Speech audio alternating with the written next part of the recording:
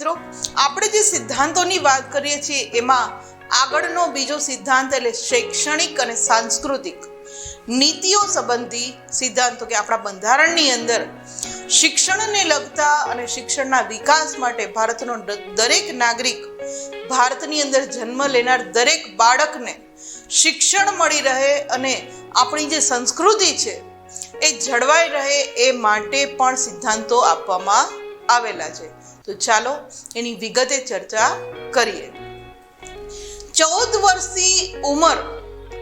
કારણ કે આરટીઓ આવી, આરટીઈમાં શું કે છે, રાઇટ ટુ એજ્યુકેશન, કે 14 વર્ષની ઉંમર સુધીના તમામ બાળકને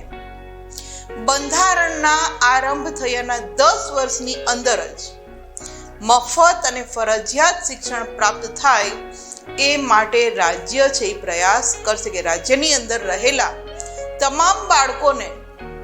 14 વર્ષ સુધીના તમામ બાળકોને મફત અને ફરજિયાત શિક્ષણ કરી દેવાનું છે કે જેથી ભારતનું કોઈ પણ બાળક છે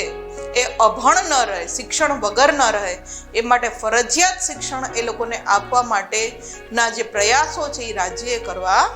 પડશે. અને હવે તો આપણા બંધારણની અંદર જ્યારે સુધારો કરવામાં આવ્યો 2009ની અંદર, ત્યારે 2009માં એક મૂળભૂત હક તરીકે એનો સમાવેશ કરવામાં આવ્યો છે કે દરેક બાળકનો હક છે કે એને મફત અને ફરજિયાત શિક્ષણ મળી રહે, કે જેને આપણે આરટીએ તરીકે ઓળખીએ છીએ, કે રાઇટ ટુ એજ્યુકેશન નો એક હક છે એ 2009ની અંદર આપણે ઉમેરો કર્યો છે. આગળ વાત કરીએ વિદ્યાર્થી મિત્રો, રાષ્ટ્રીય મહત્વ તરીકે જાહેર કરાયેલા દરેક જે આપણા રાષ્ટ્રની ધરોહર છે, આપણા ઐતિહાસિક સ્મારકો છે, આવા દરેક જે સરકાર હસ્તક છે કે જે કલાત્મક અને ઐતિહાસિકનું મહત્વ ધરાવતા સ્મારકો છે, સ્થળો છે, કલાકૃતિઓ છે, ઇમારતો છે, પદાર્થોનો યથાપ્રસંગ જે કાંઈ છે એની લૂંટફાટ, બગાડ, વિકૃતિ, સ્થળાંતર, નિકાલ કે તેનો નાશ થતો અટકાવવાનો અને તેનું રક્ષણ કરવાની ફરજ પણ રાજ્ય સરકારની રહેશે. જેમ કે આપણે ત્યાં આપણા ભારતની અંદર જે તાજમહેલ આવેલો છે, લાલ કિલ્લો છે, ત્યારબાદ અજંતા ઇલોરાની ગુફાઓ છે, તો ઘણા બધી ભારતની અંદર જે મહેલો, કિલ્લાઓ આવેલા છે, રાજસ્થાનની અંદર તો કેટલા બધી છે. તો આ દરેક જે સ્મારકો છે, આપણા સ્થળો છે, એનો બગાડ ન થાય, એનો એમ કહેવામાં આવે કે એની વિકૃત ન કરવામાં આવે, એને આ બધું આપણે વ્યવસ્થિત રીતે સાચવીએ, જે આપણી વારસો છે આ વારસાને સાચવી રાખીએ એ માટે એનું રક્ષણ કરવાની ફરજ પણ રાજ્ય સરકારની રહેશે. માટે કાયદો ઘડવો જોઈએ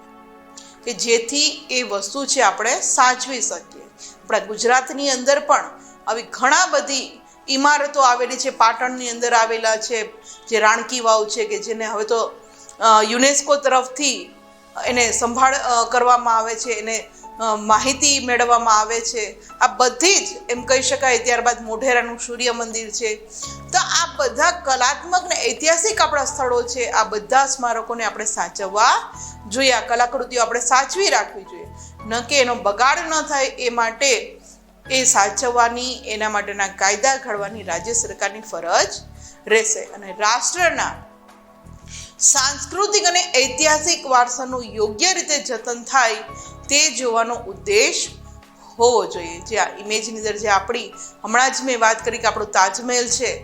આપણો લાલ કિલ્લો છે, આ તો દરેક જે આ ઇમારતો છે એ સંચવાઈ રહે એ માટે કાયદા ઘડવા, એનું રક્ષણ કરવું, એની ફરજ પણ રાજ્ય સરકારની રહેશે.